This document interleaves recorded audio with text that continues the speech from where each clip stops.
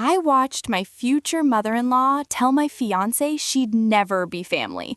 The room went silent. What happened next changed everything I thought I knew about loyalty, love, and standing up for what's right. This is the story of the night I had to choose between the woman I loved and the family I grew up with. Before we dive in, if you've ever had to stand up for someone you love against all odds, hit that like button and stay until the end, because the twist in this story will leave you speechless. Now, let me take you back to that night. My name is Daniel, and for 29 years, I did everything right. At least that's what everyone told me. I grew up in a wealthy Connecticut suburb where the houses had names instead of just addresses, where summer meant the Hamptons, and where your last name opened more doors than your resume ever could. My parents owned a successful chain of boutique hotels across New England, 6 properties, each one more elegant than the last. I went to the right schools, joined the right clubs, dated the right girls. I was on track to take over the family business, marry someone from our social circle, and continue the legacy my grandfather started 60 years ago. Everything was planned. Everything was perfect. Until I met Simone. It was 18 months ago at a charity art auction in Boston. I was there because my mother insisted our family be seen supporting the arts. I was bored, holding a glass of wine I didn't want, surrounded by people talking about things that didn't matter. Then I saw her standing in front of this massive painting, completely lost in it. She wasn't networking or posing for photos like everyone else. She was actually looking at the art, really seeing it. I don't know what made me walk over.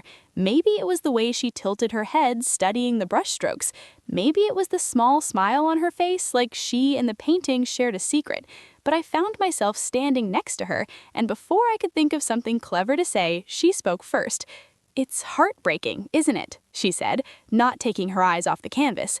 "How something so beautiful can express so much pain." We talked for 2 hours. I forgot about the auction, the networking, everything. Simone was an elementary school teacher in Dorchester. She taught 3rd grade and painted in her spare time. She told me about her students, how she bought supplies with her own money because the school budget never stretched far enough. She talked about art like it was oxygen, about teaching like it was a calling. Her eyes lit up when she described the moment a struggling student finally understood a math concept, or a shy kid found their voice through a class project. She was different from anyone I'd ever met, real, passionate, kind in a way that wasn't performative. We started dating, and for the first time in my life, I felt like I was living instead of just performing. Simone didn't care about my family name or the hotels or any of it. She loved me for who I was, not what I represented. And I loved her. God, I loved her. But I knew my family would be a problem. I'd never brought home anyone who didn't fit their narrow definition of acceptable. The few times I'd mentioned Simone, my mother's questions were surgical. Where did she go to school? What do her parents do? Where exactly does she live? Each question felt like a test I was failing. 8 months into our relationship, I knew Simone was it for me. I took her back to that same art gallery where we met and proposed in front of the painting where we'd first talked. She cried, I cried, she said yes, and it was the happiest moment of my life. But underneath that joy was a knot of anxiety because I knew what came next. I had to tell my family. My mother's response when I called was ice cold. "We need to talk about this, Daniel, in person. Not congratulations, not I'm happy for you, just that we needed to talk." 3 days before my sister Caroline's engagement party, my parents insisted on meeting Simone over dinner. I should have known it would be a disaster. We arrived at their house, this massive colonial that always felt more like a museum than a home. My father shook Simone's hand with a limp grip and a tight smile. My mother kissed the air beside Simone's cheek and immediately commented on how interesting her dress was. The dinner was excruciating. My mother asked questions designed to highlight differences. "So, Simone, teaching must be so rewarding. Do you have any plans to pursue something more lucrative?" My father wanted to know about her family's background, where her parents were from, what they did. Each question felt like a small cut, And Simone, beautiful, graceful Simone, handled it all with dignity. She answered honestly, smiled when appropriate, and never let them see how much their coldness hurt. But I saw it. I saw the way her hand trembled slightly when she reached for her water glass. I saw the forced brightness in her smile, and I hated myself for putting her through it. After dinner, my sister Caroline pulled me aside in the hallway. "Mom's not happy about you bringing her to my engagement party," she whispered, glancing toward the dining room. "She's been calling everyone, trying to manage the situation." "Simone is my fiancé, Caroline. She's coming." I know. I'm just saying, don't make a scene at my event, okay? This party is important to me." Important. The word tasted bitter.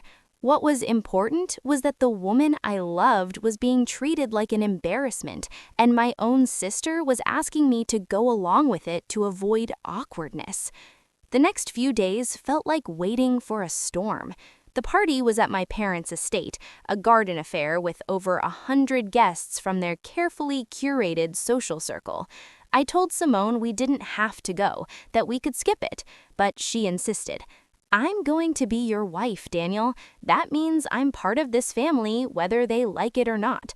I won't hide." The day of the party, I watched Simone get ready. She wore a navy blue dress that was elegant and understated, her hair pulled back, minimal jewelry. She looked beautiful, but I could see the nervousness in her eyes. "You okay?" I asked. She smiled, but it didn't reach her eyes. "I've dealt with worse, Daniel. I'll be fine." We arrived at the estate just as the party was in full swing. White tents, string lights, champagne flowing, everything perfectly coordinated, perfectly elegant, perfectly cold. The moment we walked onto the lawn, I felt the shift. Conversations paused, eyes turned, smiles became forced. My mother spotted us and walked over, her expression practiced and polite. "Daniel, Simone, so glad you could make it." The words were right, but the warmth was absent. She introduced Simone to a few guests, and I watched their reactions, the polite nods, the questions that were just invasive enough to be rude. "So where did you two meet? How unexpected. A teacher, how noble of you." Simone excused herself to use the restroom, and the moment she was gone, I was surrounded. Family, friends, people I'd known my whole life suddenly felt emboldened to share their opinions. "Daniel, are you sure about this? You're throwing away everything your family built. There are plenty of suitable women who would—" I cut them off, but the damage was done. They thought they had permission to question my choice. When Simone came back, I could tell something had changed.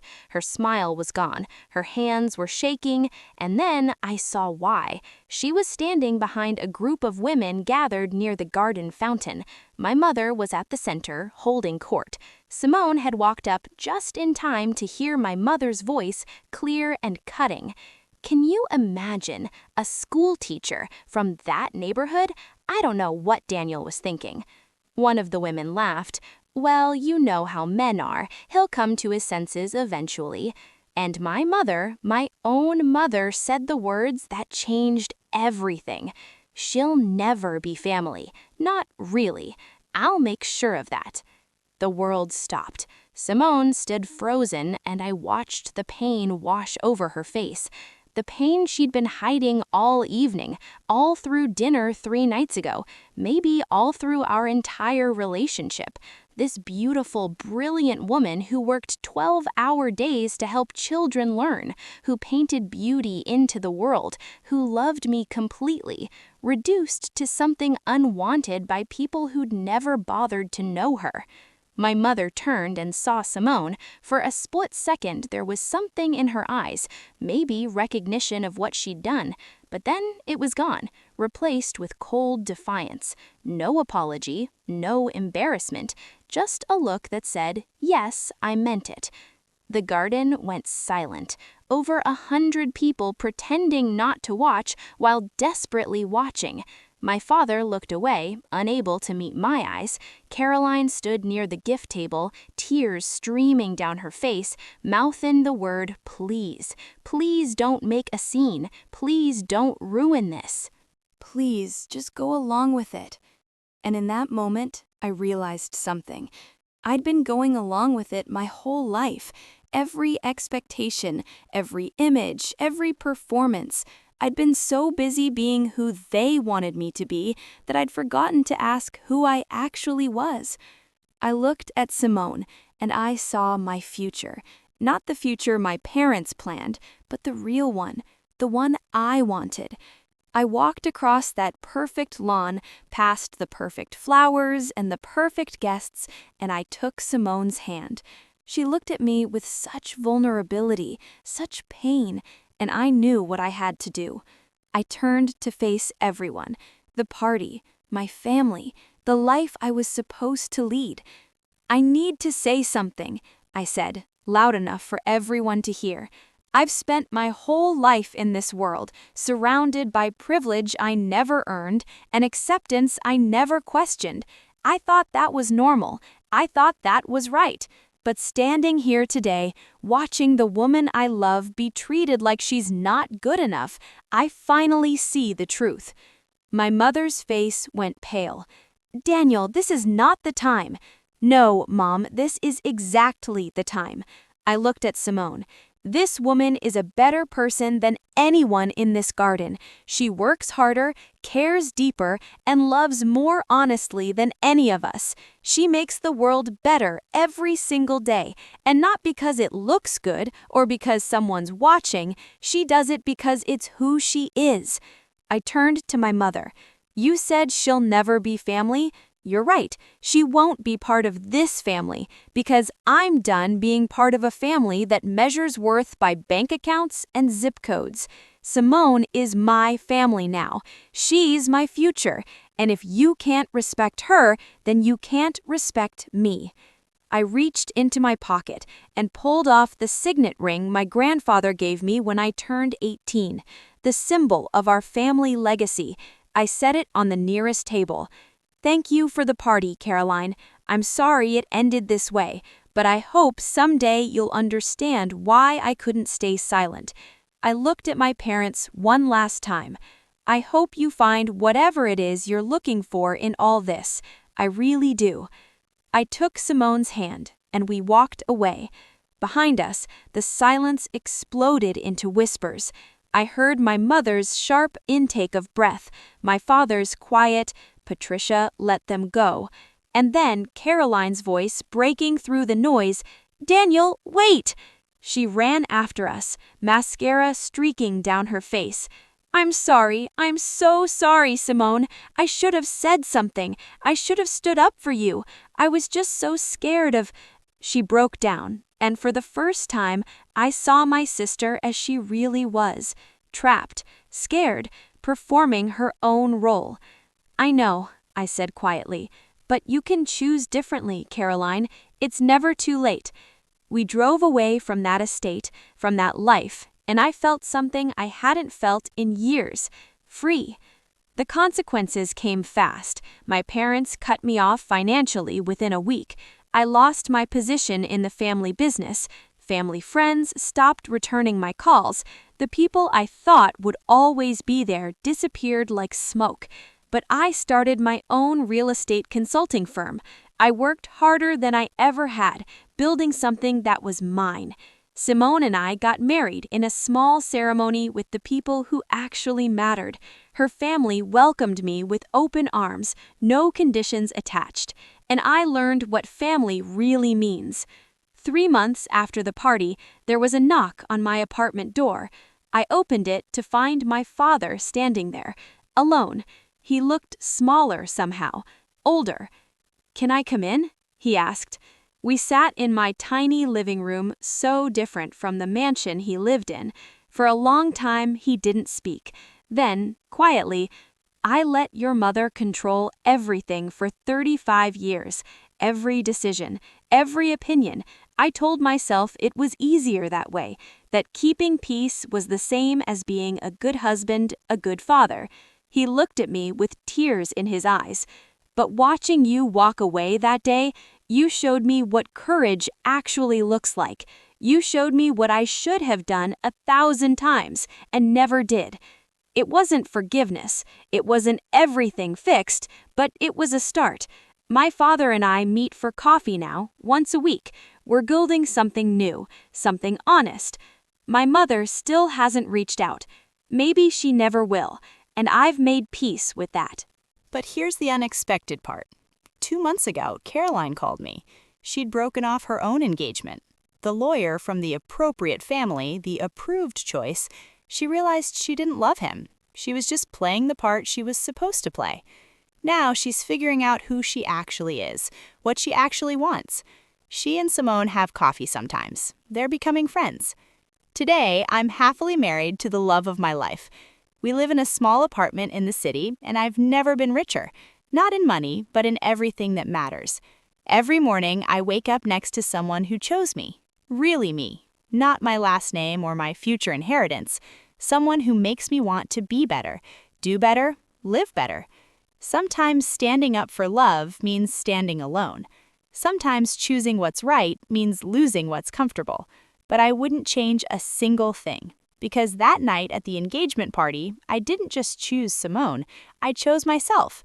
I chose the life I wanted instead of the life I was supposed to want. And that made all the difference.